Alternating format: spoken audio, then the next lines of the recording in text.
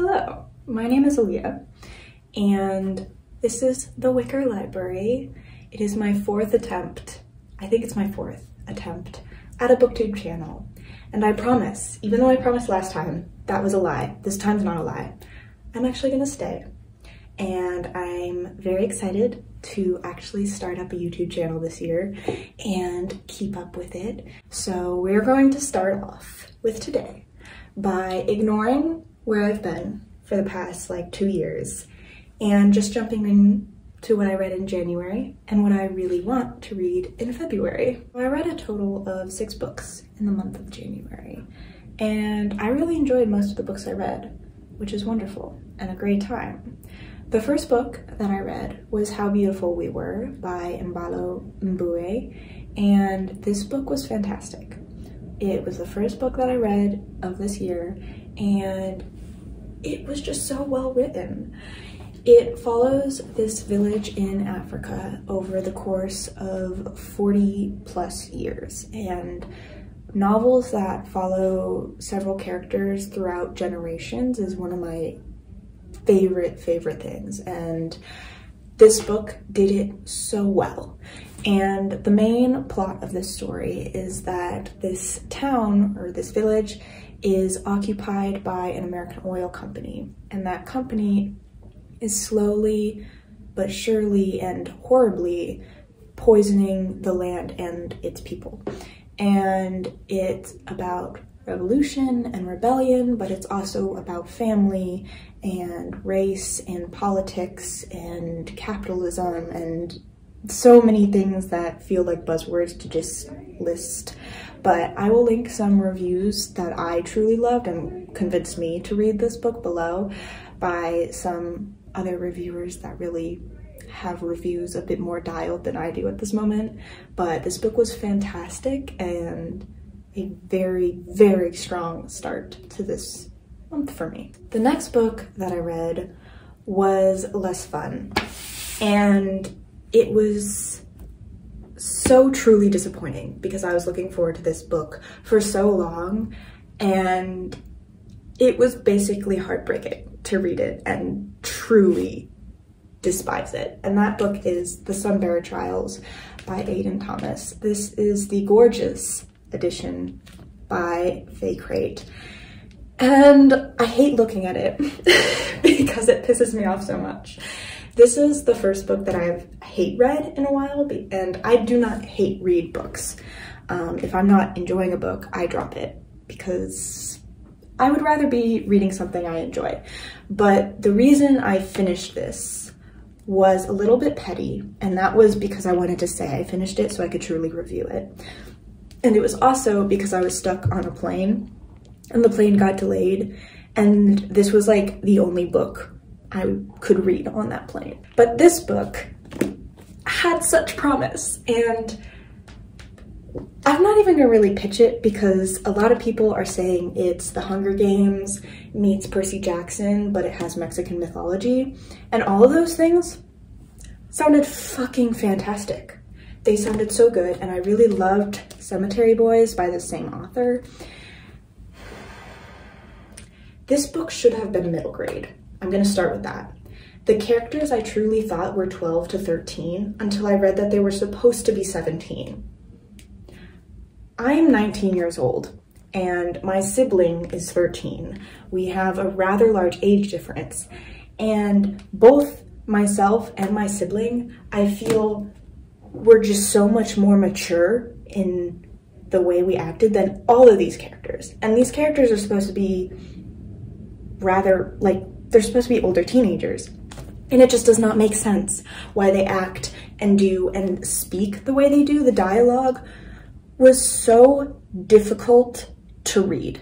It was just so cringeworthy, and the pop culture references, I could not take seriously. I could not take this book seriously, which was such an issue because I wanted to love it so much, and there's no reason that vines should be quoted.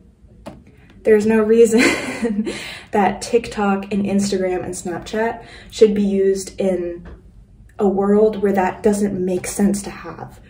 that technology doesn't need to be there, and it's only there to bring in pop culture references. And it's so painful to read, and the way the characters speak to each other is just so juvenile, and there's very little world building. The descriptions of the world are beautiful. There's parts of the writing where I really loved, but there's no explanation except this one-page prologue about why these games, the Sunbearer trials, are even a thing.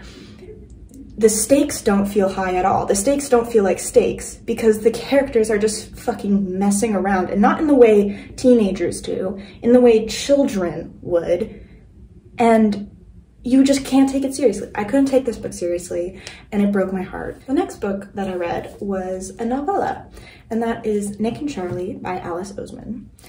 And I picked this up in the airport on the next flight because I didn't want to read the Sunbearer trials, so I got this book.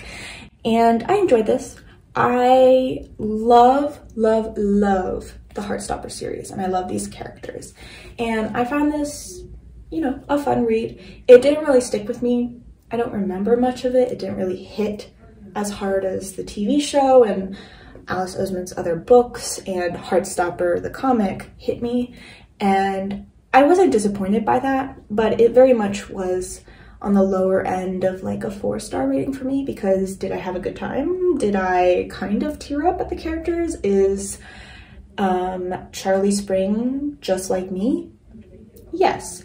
But at the end of the day, I finished it and I was just like, another book done, but I enjoyed it. It was cute. If you like the series, Heartstopper, and these characters, it's worth picking up. The next book I picked up while I was in Chicago visiting my best friend for the first time after 4 years of friendship, and we actually met on Goodreads, which is still probably my favorite meeting friend story ever. And I picked up in one of the bookstores we visited, Highly Suspicious and Unfairly Cute by my love, my Lord and Savior, Talia Hibbert. I love all of his books so much, and I've only read the Brown Sisters series by this author, and I want to read everything else she has ever written, and I will. But talking about this book, this book follows Brad and Celine, these two teenagers who were friends. They had like this falling out that's kind of a mystery, but like the reader kind of starts putting it together pretty early on what happened.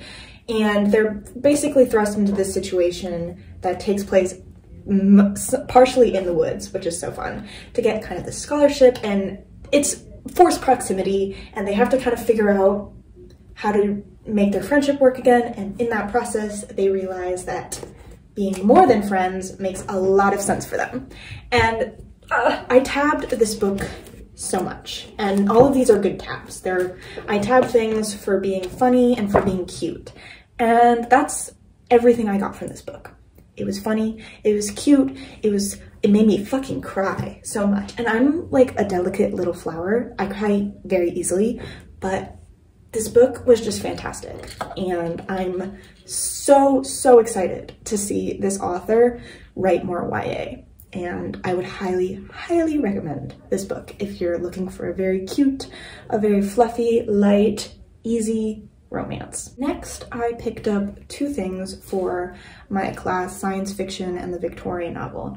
And it's a literature class where we take rather modern or recent-ish science fiction books, which is a genre I do not read, like, ever.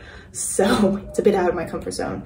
We take books from that genre and we kind of compare and contrast and look at Victorian novels of similar nature, and we kind of pick them apart. And it's a very fun class. But the first thing we read for it was a short story by an up-and-coming favorite author of mine, Octavia Butler, and that was Bloodchild. And for someone who truly does not like sci-fi but does enjoy horror, it was so good. To say I enjoyed reading it is not exactly correct, because it's kind of gross, but the author's note, putting into perspective kind of more about what it's about and what it's trying to say, was fantastic. So if you do read Bloodchild, I would highly, highly recommend reading the author note. And I don't know how that's accessible. I read this as an ebook that was sent out through my school, so I don't really know what edition that is, but it was so good. It was so weird and like gross as aliens, and you can't really say anything about it because it's a short story, and if you say much about it, it will just ruin the whole thing. So going into this knowing that it's going to be an uncomfortable read, but it's such a fascinating read, and it was really fun to talk about in class. The last thing I read, and the second thing that I read for that same literature class, was Carmilla by Joseph Sheridan Le Fanu. And this edition is the only one I would ever recommend reading if you want to read this. And it's edited by Carmen Machado. And this book, Carmilla itself, I didn't really like. Like, I wanted to like it because it's lesbian vampires. Like, that's the best pitch of all time. But it was just very boring. That's what I got. It was flat and it was boring. But what saved this book for me was Carmen Machado's notes and introduction, because those were amazing. And what was super cool about them were they were fiction based. So they're not all real notes, and the introduction is completely fictionalized. And it was just so creative and so good, and it put a whole new layer to this book that by itself I'd be kind of like, okay, that was meh, like I'm gonna forget that forever. But this book, edited by her, fantastic choice. So those are all of the books that I read in January. And next I want to move in to the 5 books that I want to read in February. The books that I want to read for myself, I will be starting with They Can't Kill Us Until They Kill Us by Hanif Abdurraqib. And this book I will probably be buddy reading with the friend I recently visited. And I know very little about this, except that it's an essay collection and that people say is fucking amazing. And the cover is really good. And I could really use a fantastic essay collection right now. And I'm really excited to just go into this without knowing much about it and just kind of trusting the process and trusting the reviews and trusting my friend and I to pick good books. The next book that I will be picking up, okay, I just hit my face with it. The next book I'll be picking up is Babel by R.F. Kuang. And I am so excited to read this. Everyone and their mother is talking about it, but it's academia, but it goes into linguistics and colonization and white privilege, and it is what I want from a dark academia novel. Plus, it's by R.F. Kuang, and I've read The Poppy War. I haven't read the rest of the books in that series. I really want to soon. But I read The Poppy War. I fucking adored the book like everyone else does. And I'm just, this book, I don't need to say anything else about it. I'm just so excited to finally get to read it. The next books that I'll be reading are for that science fiction and the Victorian novel class. And the first book, which is the science fiction pick of the unit, is Never Let Me Go by Kazu Ishiguro. And again, another book everyone and their mama is talking about. I'm really excited to go into this not knowing fucking anything about it. And okay, all I see that there's boarding school, there's children, and there's something weird going on. And like, that's all I need. You don't really need to tell me anything else about that. The next book we'll be reading, the Victorian novel we will be reading in that class, is Jane Eyre by Charlotte Bronte. This is the only classic that I remember reading for myself, and I fucking loved it. But I also read it when I was quite a bit younger, and I just thought it was really funny and pretty gay. So I'm excited to reread this, see how I feel about it now, get more out of it, and discuss it in class, but not for like an English course, but rather a science fiction course. Like, that just sounds like so much fun. So I will be reading this, or rereading it. Did I just rip it? No, it was already ripped. This cover it's pretty beaten up.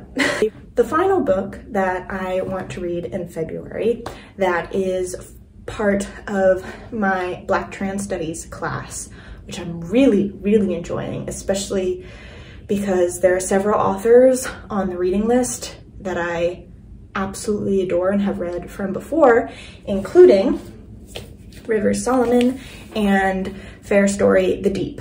So Rivers Solomon is an author that I read from before. I read their book Sorrowland. Don't know why I blanked it. And that was my favorite book of, I think it was 2021, 2022. Time is fake, but that book was just everything to me. And this is an earlier book by that author, and I'm just so excited to get into it and read it in a class where literally all we're talking about is Black trans literature and people and authors. And so I'm really curious to hear and just listen in on the discussions that the class has and the professor leads, and just read this book because I've been wanting to read it for quite a while. I don't know much about what this book is about, except that it is about mermaids who originate from enslaved peoples who have jumped from slave ships, and there's things about memory and trauma, and that's all I really know. But I trust this author's writing, and I trust the professor so far, so I'm really looking forward to getting into that book. So those are all the books that I want to read and have read recently, and yeah, let me know what's on your February TBRs, and I will be back. I will be back for more videos. I will not be disappearing again. So I hope this video was enjoyable. And if it was, feel free to subscribe, to like, and comment. We will be having a lot of fun here. Just a nice chill time. So yeah, till the next video.